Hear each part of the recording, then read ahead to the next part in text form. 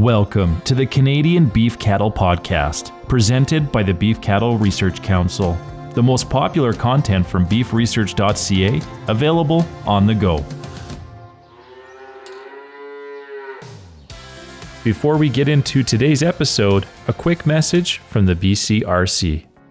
Understanding the principles of low-stress weaning allows beef producers to wean calves in a way that works best for their operation while enjoying the benefits of reduced disease incidence, lower costs and time spent on treatments, better weight gains, and a quieter barn. There are two common approaches to low-stress weaning. One is called fence line weaning, which involves splitting cows from calves on weaning day but allows fence line contact between the two groups while preventing nursing. The other system is called two-stage weaning, which involves a non-surgical procedure of inserting or clipping a plastic nose flap inside the nostrils of calves, which prevent them from nursing. Learn more about low-stress weaning strategies at beefresearch.ca.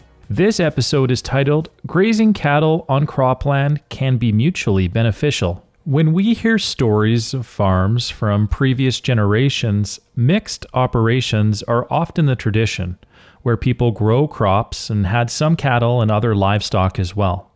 With economies of scale and farm size increasing, farms have generally become more specialized. However, recent rises in input costs and climate crises such as drought, have many producers rethinking integrated farming operations. This may mean owning both cattle and cropland, but it could also mean working with neighbors.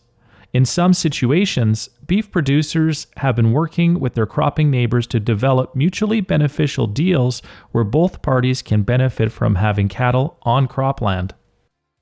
Integrating cattle and cropland is not new, but there are many questions about how it can work on our current landscapes. Researchers at the University of Manitoba have teamed up in search of answers. Dr. Yvonne Lawley, Associate Professor in the Department of Plant Science, and Dr. Emma McGow, Associate Professor in the Department of Animal Science, have been working together on projects involving cover crops, polycrop blends, shoulder season grazing, and extended grazing. There is no such thing as a normal year, says McGow. She points out that while you can't control the weather, having a diversified feeding strategy and relationships built with others in your area can help when plans need to be changed. Both researchers note that it is important to have a plan going into the grazing season, but it is just as important to have a plan B and be flexible if the weather throws a wrench in those circumstances. You have risk management strategies and conditions you count on, but you have to be able to pivot if Mother Nature gives you a different set of conditions, says Lawley. All of these systems can help with risk management, says McGow, whether it is grazing cover crops, grazing stubble or crop residue, salvaging a failed commodity crop, or any other method of integrating livestock and crops. Having these systems helps provide some safety in case of drought or other climate disasters. When talking to producers about adding cover crops or management practices to extend the grazing season, the two concerns Lawley and McGow hear are that practices can be high risk and high cost. While these can be prohibitive, McGow recommends trying practices out on a small scale first to see what will work in your area and on your operation. Can you seed just a 20-acre plot to see if something will grow or manage only a small segment of your cattle a certain way rather than put all of your eggs in one basket? She asks.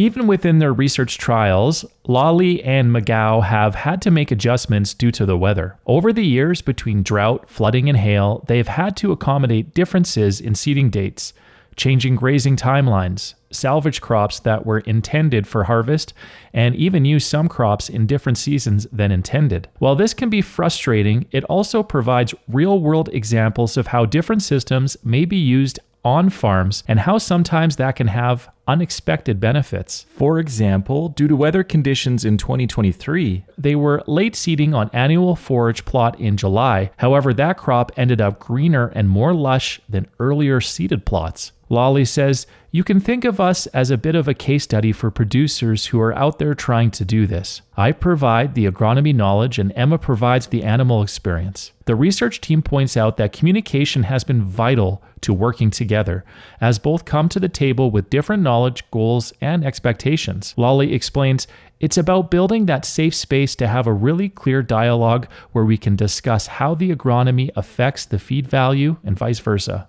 Key things to remember if thinking of salvaging a crop or grazing cropland for other reasons include keep lines of communication open, be willing to seek advice from professionals and others who have used similar systems, have a backup plan, try new crops or mixtures on a small scale first, match the class of cattle with the feed available, feed test, and ask about any withdrawal dates for products used on crops. Turning cattle out onto cropland can be beneficial as it can return nutrients to the soil, but there are concerns about the compaction and uneven nutrient distribution. While many soil scientists are looking to quantify the costs and benefits of having cattle on cropland, Lolly points out that being strategic about what crop you plan to grow the following year can help mitigate the risk. She says, from a crop perspective, you're going in knowing that you may have to do some residue management or choose a crop that can thrive or at least cope with that. If grazing a crop with a lot of residue, such as corn,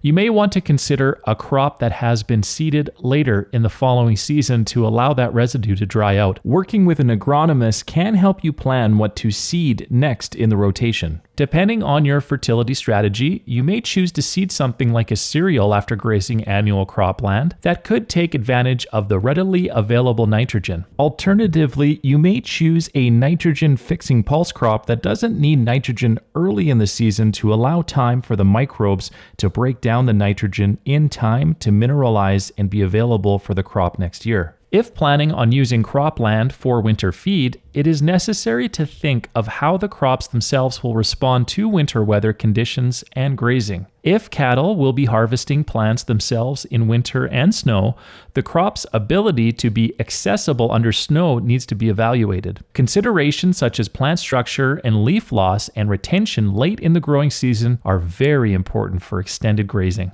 Another thing to be aware of is the infrastructure required. When turning cattle out on cropland, fencing and water availability need to be considered. Do the logistics of setting up grazing pay off, or would it be more economical to bale or silage the feed and move the feed to the cattle rather than the other way around? If extending the grazing season is a long-term goal on your operation, it may pay to invest in infrastructure like electric fencing or portable water systems to build these materials up over time. Grazing cattle and crops together can be a win-win solution for both crop and cattle farmers with proper communication and the willingness to try new things and be adaptable to change.